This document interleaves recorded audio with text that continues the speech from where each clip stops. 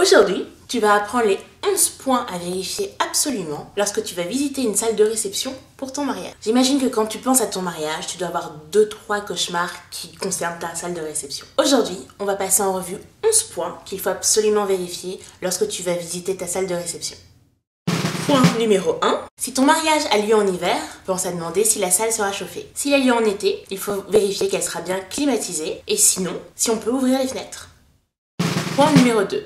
Pense à vérifier que le lieu est accessible aux personnes à mobilité réduite. Même si tu n'as personne en fauteuil roulant dans ton entourage, les personnes âgées, elles, seront contentes. Point numéro 3. Est-ce que la salle est équipée d'un parking? Est-il surveillé? S'il n'y a pas de parking, il faut tout simplement vérifier qu'il y a de la place pour se garer autour du lieu de réception. Point numéro 4. Est-ce qu'il y a une salle pour les enfants? On n'y pense pas assez, mais à un moment donné, c'est quand même pas mal qu'ils puissent aller se reposer au calme. Point numéro 5. Certaines salles imposent une limite horaire pour ne pas gêner le voisinage. D'autres salles sont équipées d'un limiteur de son qui coupe la musique à partir d'une certaine heure. C'est le genre de mauvaise surprise que tu veux éviter. Point numéro 6. Si l'un de tes pires cauchemars est de partager la vedette avec une autre mariée, vérifie qu'il n'y a pas plusieurs mariages le même jour.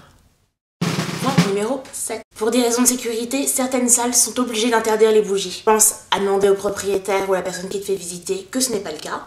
Au cas où, il existe des bougies LED sur le marché. Tu pourras t'en procurer même d'occasion. Point numéro 8.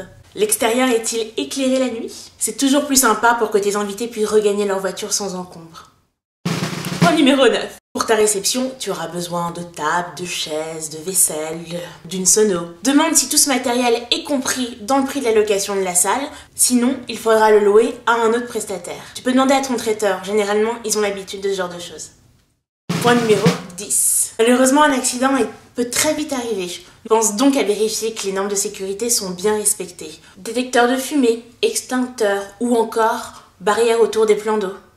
Et enfin, point numéro 11. Et ça, c'est valable pour tous tes prestataires. Pense à bien relire ton contrat et à vérifier les modalités d'annulation. On n'est jamais à l'abri d'un problème de dernière minute.